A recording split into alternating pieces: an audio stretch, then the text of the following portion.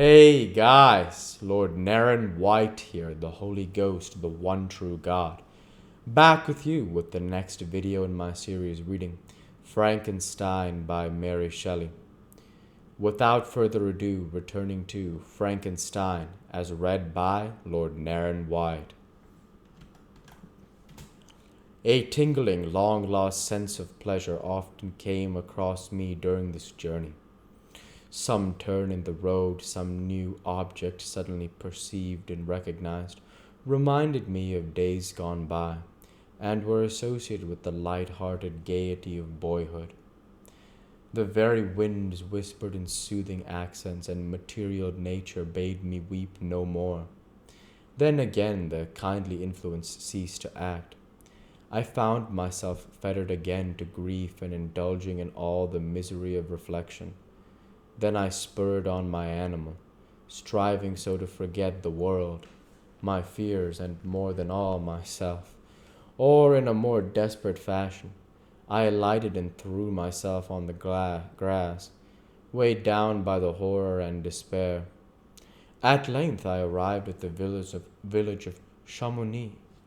Exhaustion succeeded to the extreme fatigue both of body and of mind which I had endured.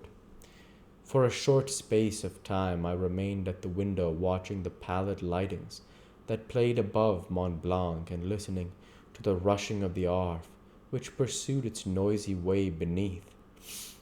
The same lulling sounds acted as a lullaby to my too keen sensations. When I placed my head upon my pillow, sleep crept over me. I felt it as it came and blessed the giver of oblivion. Chapter 10. I spent the following day roaming through the valley. I stood beside the sources of the Arveiron, which take their rise in a glacier, that with slow pace is advancing down from the summit of the hills to barricade the valley. The abrupt sides of vast mountains were before me. The icy wall of the glacier overhung me. A few shattered pines were scattered around, and the solemn silence of this glorious presence chamber of imperial nature was broken only by the brawling waves or the fall of some vast fragment. The thunder sound of the avalanche or the cracking reverberated along the mountains of the accumulated ice, which, through the silent working of immutable laws, was ever and anon rent and torn, as if it had been but a plaything in their hands. These sublime and magnificent scenes afforded me the greatest consolation that I was capable of receiving. They elevated me from all littleness of feeling, and although they did not remove my grief, they subdued and tranquilized it. In some degree also they diverted my mind from the thoughts over which it had brooded for the last month. I retired to rest at night. My slumbers, as it were, waited on and ministered to by the assemblance of grand shapes, which I had contemplated during the day. They congregated round me, the unstained snowy mountain top at the glittering pinnacle, the pine woods, the ragged bare ravine, the eagle soaring amidst the clouds. They all gathered round me and bade me be at peace. Where had they fled when the next morning I awoke? All of the soul inspiriting fled with sleep, and dark melancholy shrouded every thought. The rain was pouring in torrents, and thick mists hid the summits of the mountains, so that I even saw not the face of those mighty friends. Still, I would penetrate their misty veil, and seek them in their cloudy retreats. What were rain and storm to me? My mule was brought to the door, and I resolved to ascend to the summit of Montanvert. I remembered the effect that the view of the tremendous and ever-moving glacier had produced upon my mind when I first saw it. It had then filled me with a sublime ecstasy that gave wings to the soul and allowed it to soar from the obscure world to light and joy. The sight of the awful and majestic in nature had indeed always the effect of solemnizing my mind and causing me to forget the passing cares of life. I determined to go without a guide, for I was well acquainted with the path, and the presence of another would destroy the solitary grandeur of the scene. The ascent is precipitous, but the path is cut into continual and short windings, which enable you to surmount the perpendicularity of the mountain. It is a scene terrifically desolate. In 1,000 spots the traces of the winter avalanche may be perceived, where trees lie broken and strewed on the ground, some entirely destroyed, others bent, leaning upon the jutting rocks of the mountain or transversely upon other trees. The path, as you ascend nigher, is intersected by ravines of snow, down which stones continually roll from above.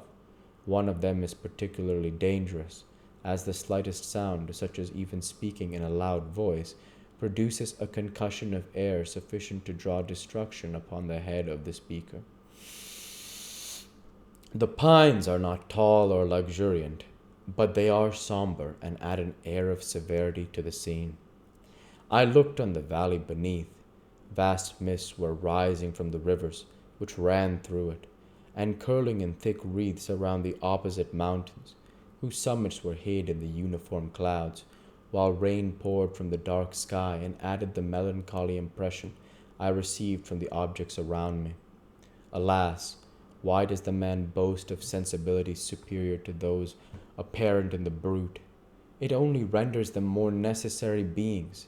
If our impulses were confined to hunger, thirst, and desire, we might be nearly free. But now we are moved by every wind that blows, and a chance word or scene that word may convey to us. We rest. A dream has power to poison sleep.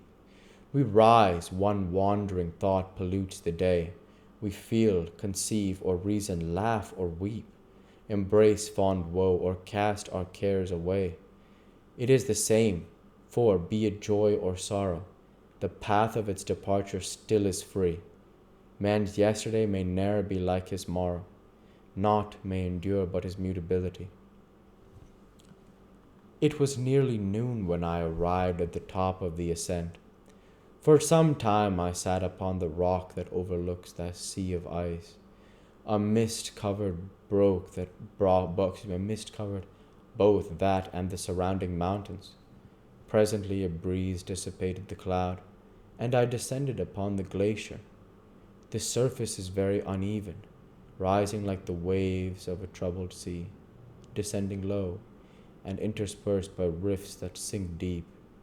The field of ice is almost a league in width, but I spent nearly 2 hours crossing in it.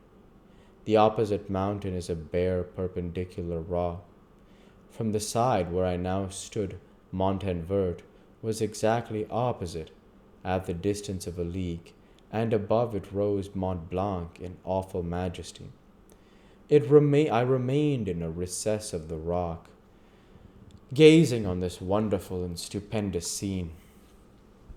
The sea, or rather the vast river of ice, wound among its dependent mountains, whose aerial summits hung over its recesses. Their icy and glittering peaks shone in the sunlight over the clouds. My heart, which was before sorrowful, now swelled with something like joy. I exclaimed, "Wandering spirits, if indeed ye wander, and do not rest in your narrow beds, allow me this faint happiness, or take me as your companion away from the joys of life." As I said this, I suddenly beheld the figure of a man, at some distance advancing towards me with superhuman speed. He bounded over the crevices in the ice, among which I had walked with caution. His stature also, as he approached, seemed to exceed that of man. I was troubled, a mist came over my eyes, and I felt a faintness seize me. But I was quickly restored by the cold gale of the mountains.